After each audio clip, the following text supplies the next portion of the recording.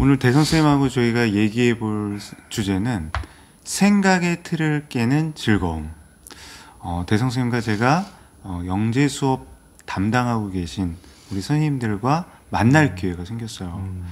100분간의 이제 이야기를 나누는 시간인데, 저희로서는 조금 설레이기도 하고, 또 저희가 생각했던 그런 고민들을 함께 나눌 수 있는 자리라고 생각해서 기대도 돼요.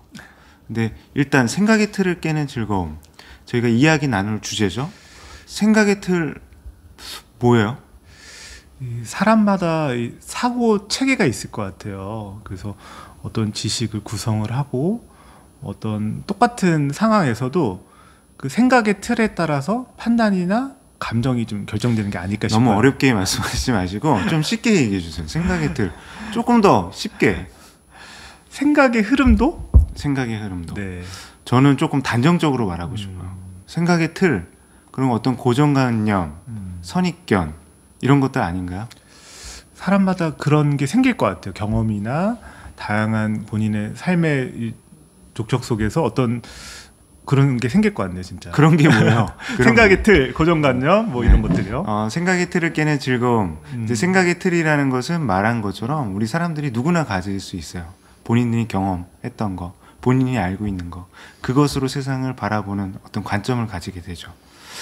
부정적인 측면에서 이제 선입견, 편견이 될 수도 있고, 그 틀을 깨는 것을 역발상, 창의성 이렇게 볼 수도 있을 텐데, 그럼 생각의 틀을 좀 긍정의 의미로 사용할 수는 없을까요? 그러니까 저는 이런 구성주의라든가 혹은 어떤 분야의 전문가는 다양한 경험과 지식을 가지고 자신의 생각의 틀을 구성을 할 것 같아요. 그래서 빠른 시간 내에 결론을 내린다거나 판단을 할 수 있을 것 같습니다. 그러니까 저희가 절차적 사고, AI 시대 절차적 사고가 필요하다 이런 얘기들이 있는데, 이제 생각의 틀이라는 것은 그런 의미에서 어떤 본인이 갖고 있는 문제 해결의 프로세서, 그렇게도 보시는 거죠. 네.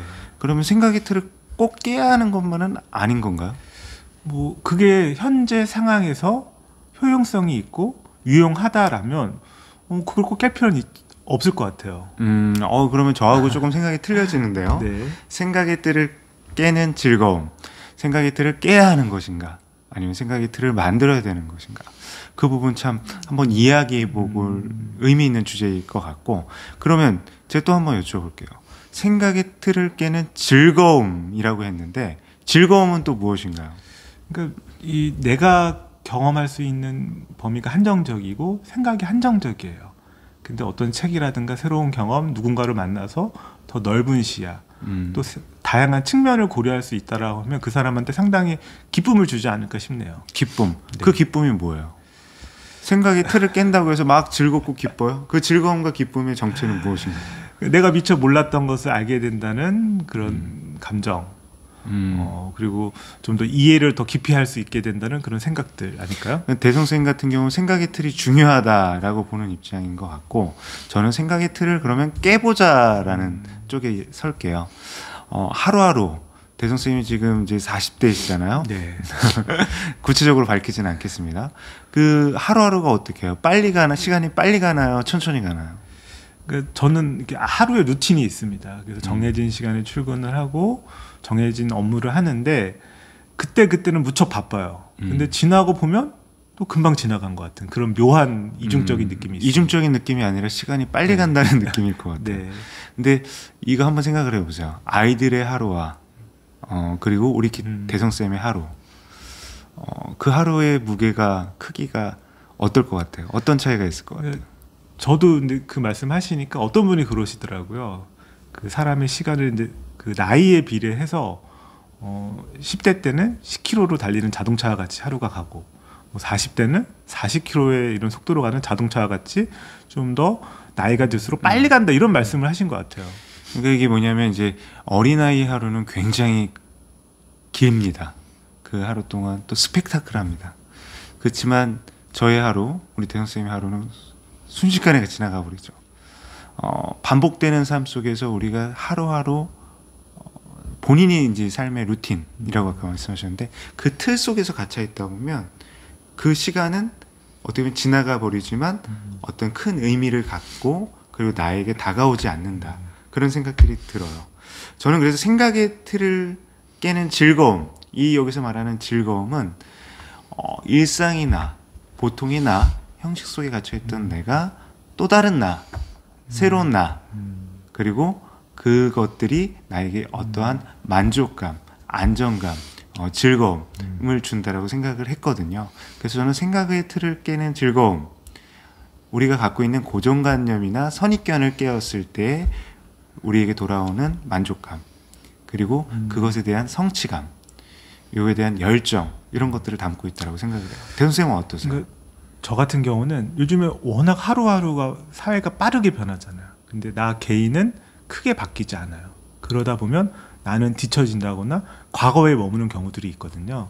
뭐 학교에 계신 선생님들도 우리 아이들을 매해 보면 너무너무 다르잖아요. 그래서 선생님들도 계속 생각을 키워나가거나 말씀하신 것처럼 생각의 틀을 좀 계속 깨어 나가야 되지 않나라는 생각이 들어요. 아니 대성 쌤은 생각의 틀이 중요하다라는 입장이 생각의 틀이라는 것 자체는 그 어떤 사람이 갖고 있는 사고 체계라는 생각을 하고 어떤 관점이나 인식이나 뭐 고정관념일 수 있는데 문제는 사회가 워낙 빨리 바뀌고 우리가 하고 있는 교육 상황도 급격하게 바뀌기 때문에 끊임없이 뭔가 새로운 그 거를 좀 생각을 집어 넣어야 된다는 생각을 있습니다. 아니, 그러니까 제가 드린 말씀이 설득력이 있다고 해서 대선 선생님이 넘어오시면 안 되죠. 생각의 틀을 강조해 주셔서 부탁드리고요. 네. 저희가 생각의 틀을 깨는 즐거움을 영재 담당 선생님들과 함께하는 어떤 소통의 시간에서 주제로 잡은 이유가 있을 것 같아요. 그건 아까 우리 대형 선생님 입장은 생각의 틀이 중요하다. 저는 생각의 틀을 깨야 된다. 그러면 우리 이렇게 한번 생각을 해볼게요. 영재 담당 선생님들한테 저희가 드려야 될 이야기, 크게 이제 카테고리, 테마를 잡는다면 어떤 테마들이 있을까요? 영재 선생님으로서 하는 그 고민들이 있을 것 같아요. 어떤 고민들인가요? 영재 선생님들은 영재라고 하는 일반 학생과는 좀 더 약간 특성이 다른 뭔가 좀 이런 학생들을 이해하고 수업을 한다거나 혹은 여러 가지 생활, 학습 지도를 하는 그런 거에 대한 고민들이 있지 않을까 싶네요. 근데 영재 담당 교사 선생님들이 영재이신가요? 뭐 저는 근데 그럴 수도 있고 아닐 수도 있다는 생각이 들어요. 근데 선생님 중에 물론 아주 뛰어나신 생각과 영재성이 있는 선생님도 계시지만 그냥 꼭 영재성이 아니어도 충분히 영재는 가르칠 수 있다는 생각이 들거든요. 그러니까 저희가 그런 오해들을 이제 간혹 하세요. 영재 담당 선생님은 영재일 것이다. 근데 저 같은 경우는 영재가 아니라고 생각을 해요. 저도 영재 담당 교사를 했지만 그 보통의 교사로서 겪는 어떤 고민들이 있습니다. 이제 교육과정, 그리고 학생들과의 만남, 그리고 그 학생들이 이제 진로 진학에 관한 지도, 이 방법들에서 나의 선택이나 나의 고민들이 정말 맞는 것일까, 이런 고민들을 많이 해봤어요. 그랬을 때 우리가 결국 영재 담당 교사가 영재라는 것에 포커스가 맞춰질 수 있지만 어떻게 보면 교사라는 부분에 포커스가 맞춰질 수 있다고 생각하거든요. 거기서 우리가 겪고 있는 이제 어려움들과 고민, 뭐 선발부터 시작이 되죠. 관찰 추천에 의한 선발, 그리고 이제 그 속에서 영재 학생들과의 만남, 그리고 영재 학생들과의 어떤 일련의 프로젝트 수업, 그리고 그 수업 후에 어떠한 진로 진학에 대한 지원까지들, 그 겪는 어려움들이 있을 것 같아요. 그 어려움 속에서 우리가 어떻게 하면 선생님으로서의 어떠한 학생들을 지도했다라는 충분한 만족감, 그리고 내가 거기에서 어떠한 의미 있는 역할을 했다라는 어떤 주의의 인정, 이런 것들도 다 중요하다고 생각하거든요. 그런 계기를 만들어 보고 싶다는 게, 만들어 드리고 싶다는 게 이제 저의 바람입니다. 대선 선생님, 이제 우리 한번 조금씩만 맛보기로 좀 설명을 해주세요. 영재 담당 선생님들한테 가장 중요한 거, 교사로서 영재 담당 교사라는 어떠한 준비가 되어 있어야 될까요? 영재 학생에 대한 좀 이해를 좀 잘 하고 계셔야 된다. 그러니까 단순히 뭐 학업 성적이 뛰어난 학생이라고 생각하기 쉬운데 이 영재성이라는 게 되게 다양한 모습을 갖고 있고 그 적절한 지도가 필요하다고 저는 생각이 들거든요. 이해를 해야 된다라는 건 공부를 해야 된다는 거예요? 우선은 저는 영재 교사라면 좀 수용적이면 좋을 것 같아요. 영재 아이들을 좀 심화 영재나 다양한 영재 학생들을 만나보면 그 모습이 다 다르거든요. 그러니까 여기서 이해해야 된다는 말 속에 대성 쌤이 저희가 이제 드리고 싶은 이야기들이 담겨 있네요. 다양성에 대한 어떤 존중, 포용성을 가져야 될 것 같아요. 영재 선생님들 같은 경우는 사실은 흔히 말하는 학업적인 성적이 우수한 모범생들을 이제 많이 봐오셨잖아요. 그런 학생들 외에 창의적인 괴짜가 있을 수도 있고, 그리고 영재 학생으로서의 어떤 내적인 고민, 그리고 지식적인 측면과 정서적인 측면의 성장이 약간 엇박자가 일어난 친구들도 있어요. 그런 학생들을 포용성을 갖고 바라봐야 된다. 그럼 저는 거기다 덧붙이겠습니다. 인내심이 있어야겠네요. 그렇죠? 맞습니다. 그리고 허용적으로 영재 아이들 물론 수업의 흐름이 끊기지 않도록 해야겠지만 좀 그런 분위기라든가 환경 조성도 좀 필요하다는 생각이 듭니다. 근데 현재 영재 선생님들의 이제 좀 저희가 불편한 민낯을 좀 말씀드려야 될 것 같아요. 저희 또한 마찬가지죠. 지난 학기에 저희가 영재 대학구설 영재 기관에서 사사 프로젝트를 정말 오래간만에 했었어요. 너무너무 힘들었다고 대성 쌤이 다시는 저하고 하지 않겠다고. 저희 같은 경우는 일정을 내기가 어렵다 보니까 이제 공동으로 프로그램을 개발하고 운영을 했는데 다시는 저하고 하지 않겠다. 왜 그런 말을 하셨어요? 우선은 제가 맡았던 그 심화 영재 학생들이 8주에 거쳐서 수업을 받고 창의 산출물 발표까지 하는 과정이었습니다. 근데 어떤 주제를 정하고 근데 그 안에서 탐구도 하고 협력도 하고 그리고 그 결과 발표까지 준비하는 작업들이 생각보다 영재 학생들이 무척 뛰어남에도 불구하고 저도 그만큼 준비를 해야 됐더라고요. 근데 영재 선생님들에 갖고 있는 부담감, 어려움들 굉장히 크세요. 그 어려움과 부담감에 대해서 저희는 이제 그런 왜곡된 시각이 있어요. 뛰어나게 우수한 특수한 학생들을 위한 커리큘럼이고 거기에 지원하는 선생님들은 그들만의 문제이다라고 치부되기도 쉽거든요. 그렇기 때문에 더더욱 불편한 건 뭐냐면 지금 상당수의 기관들 그리고 사설 학원들 학교에서 이루어지는 영재 수업들이 다분히 키트 중심으로 돌아간다. 이 얘기도 있습니다. 이거 어떻게 풀어가야 될까요? 이거는 저희가 직접 선생님들을 만나서 뵙고 말씀을 드리겠습니다. 그런데 이렇게 이 선생님들에 대한 고민들이 있습니다. 선생님들은 여러 가지 어떤 지적인 측면이나 정서적인 측면, 이제 우리 대성 선생님 말씀하신 것처럼 이제 어떠한 포용성이 커야 되기 때문에 인내심도 필요하고. 그럼 제가 이런 말씀드릴게요. 영재들을 위한 어떤 교육과정 무엇이 필요할까요? 우선은 진단이 되게 중요할 것 같아요. 제가 이번에 영재 프로젝트 오랜만에 하면서 느낀 게 영재 학생들 간에도 편차가 있구나.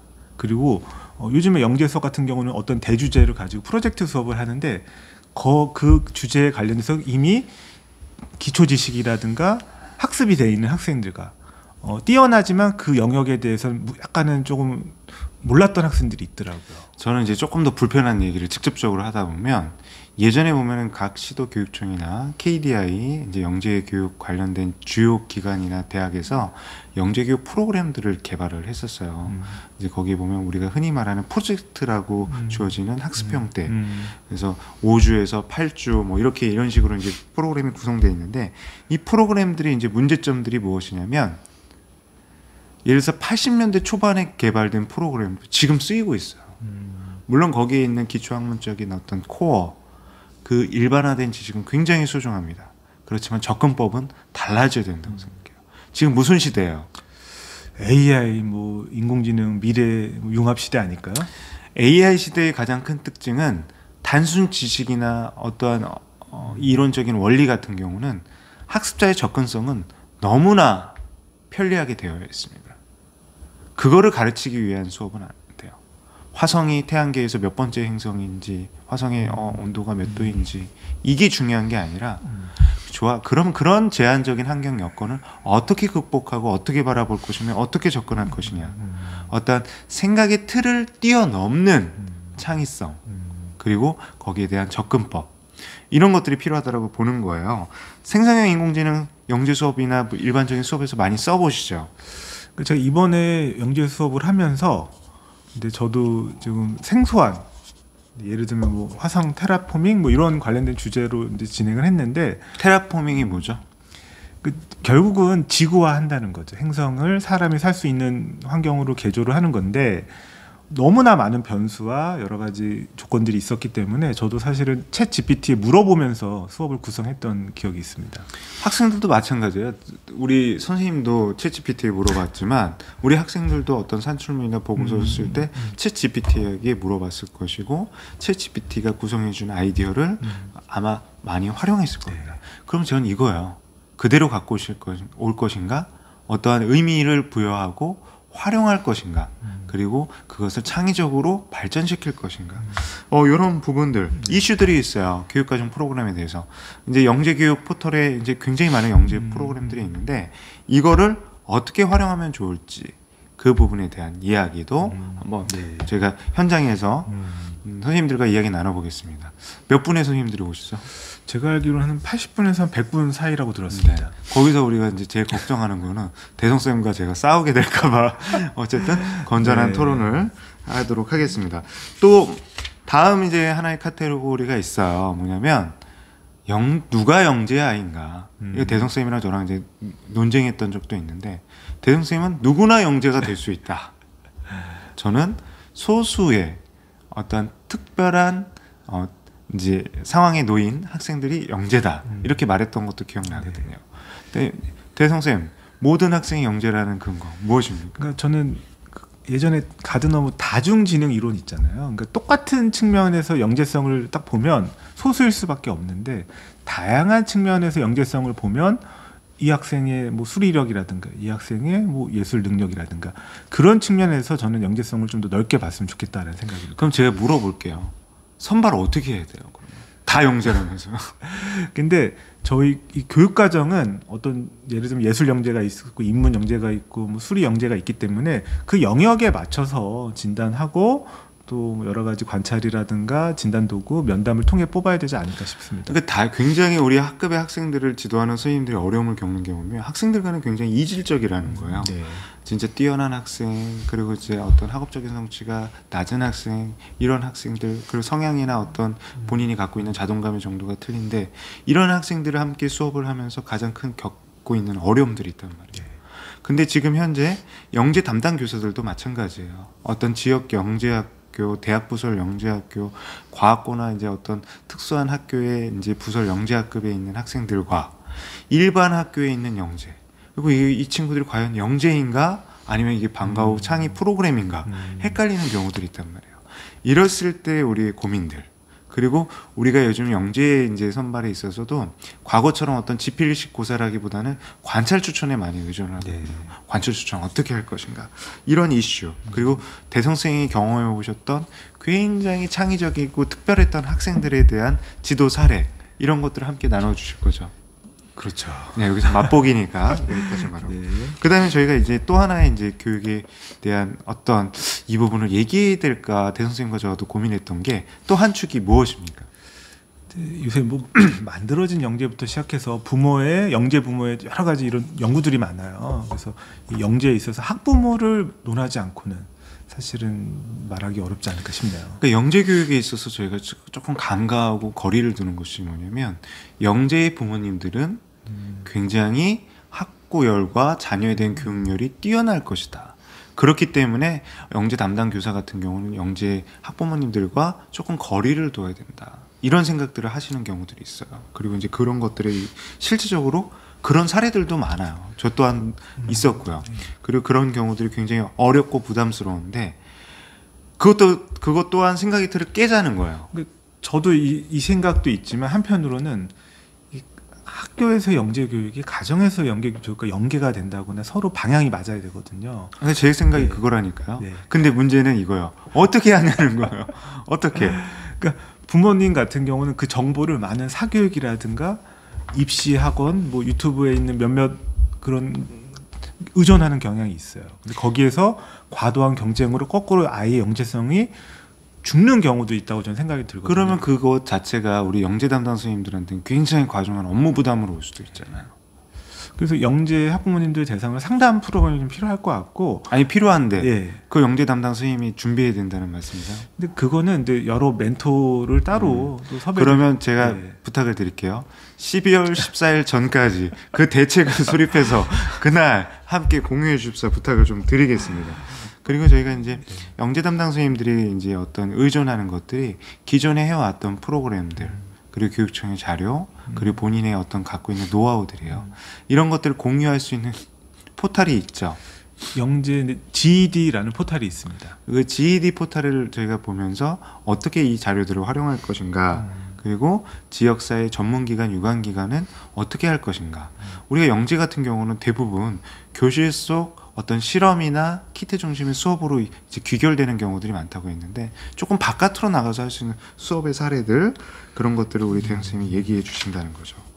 이제 저희가 이제 크게 이제 4가지 카테고리 교사, 교육과정, 학생, 학부모 이렇게 얘기할 건데 그 속에 이제 여러 가지 이제 소주제들 대성 선생님과 제가 분다법을 통해서 조금 현장의 선생님들과 함께 나누도록 하겠습니다. 그리고 대성 선생님이 이제 이 영상을 많은 분들이 보시고 오실 수도 있고 안 보실 수도 있지만 우리 그 선생님들에게 좀 드리고 싶은 말씀이 있다면 좀 해주세요. 그 영재 교사가 뭐 특별해야 된다. 상당히 좀 부담감도 크실 것 같아요. 근데 저는 다만 그 특별하고 막 전문적으로 하는 것도 물론 중요하겠지만 제일 중요한 건 약간 오픈 마인드. 그러니까 영재라는 아이들을 어떻게 바라볼 것이고 수업에서 어떻게 할 것인지를 약간 개방하고 조금 더 수용적으로 좀 대하면 우리 영재 학생들 교육에 있어서 그것만으로도 이미 반은 성공했다라고 생각합니다. 그러니까 오픈 마인드를 가져야 되고 어떤 단계에 걸쳐서 틀을 갖고 갈 건지 그 틀을 만들어 주실 거고 저는 그 틀을 깨는 것 한번 제안을 드리도록 하겠습니다. 이런 소중한 기회를 주신 이제 전라북도 교육청에 감사를 드리고요. 저희가 12월 14일 이제 다녀오고 나서 거기서 저희도 느끼고 배우고 성장하고 그리고 그 내용들을 좀 함께 나눌 수 있는 기회를 또 한번 마련하도록 하겠습니다.